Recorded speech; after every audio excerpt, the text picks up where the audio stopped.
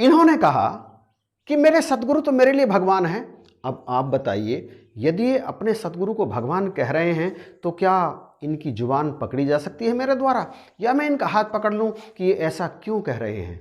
ये बात मैंने आपके चरणों में इसीलिए रखी है कि पीछे कई कमेंट ऐसे आए जिनमें कहा गया कि आप अपने सतगुरु को भगवान क्यों कहते हैं। भैया, हम नहीं कहते, रूह से अपने आप ही ये आवाज़ निकल जाती है, तो इसमें हमारा क्या दोष है, इसमें इनका क्या दोष है? ये है अनिल कुमार जी, संत निरंकारी मिशन की 57वीं जोन जसपुर से इनका गांव मुरलीवाला मुश्किल से 2 किलोमीटर दूर है। हमारी ब्रांच में जसपुर से जब महात्मा जसवंत सिंह जी की ड्यूटी गद्दी के लिए लगी तो ये महात्मा उनके साथ हमारी ब्रांच में पहुंचे और दोनों महात्मा पहले दास के निवास स्थान पर पहुंचे।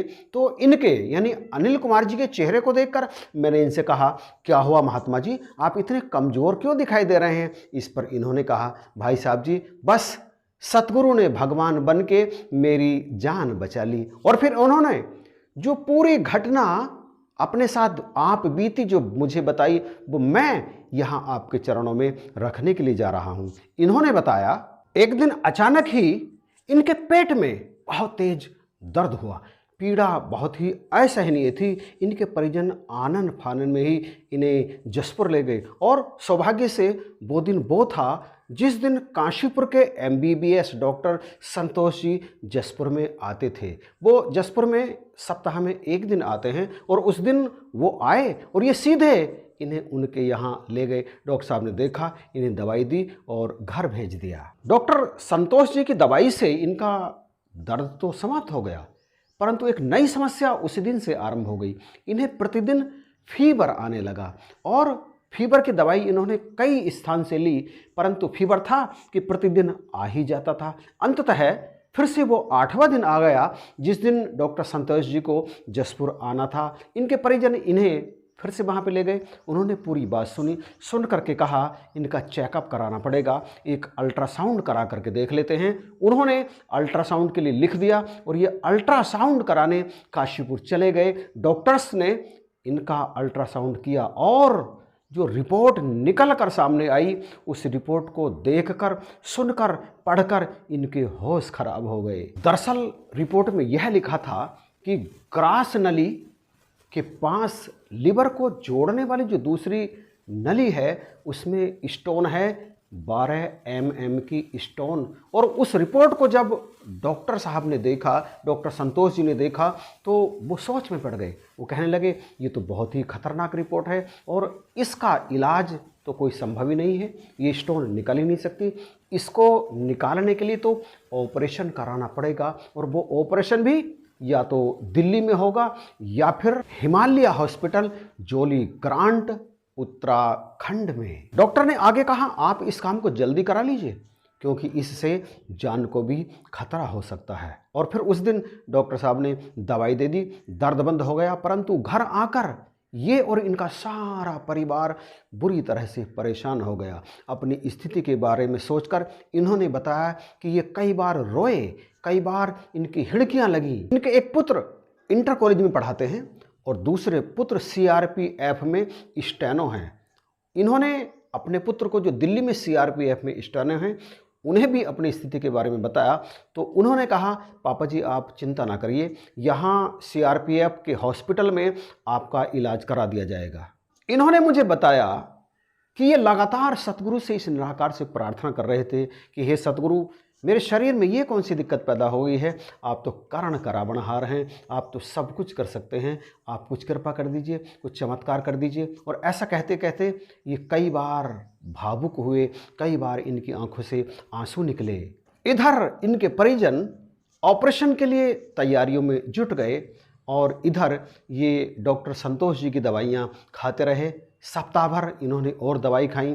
अगला सप्ताह जब आया तो इन्होंने सतगुरु से प्रार्थना करके डॉक्टर के पास पहुंच करके कहा, डॉक्टर साहब मेरे मन में एक शंका है, मैं चाहता हूं कि एक बार और अल्ट्रासाउंड करा करके देखूं।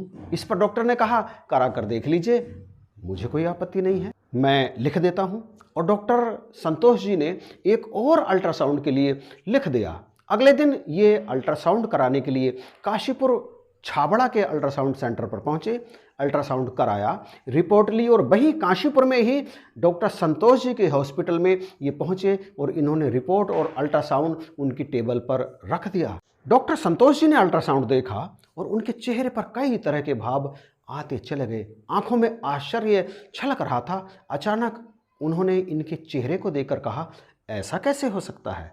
इस पर इन्होंने कहा, क्या हो डॉक्टर साहब? डॉक्टर साहब ने कहा, इसमें तो कहीं भी स्टोन शो ही नहीं हो रहा है, ऐसा कैसे हो सकता है? अल्ट्रासाउंड झूठा कैसे हो सकता है?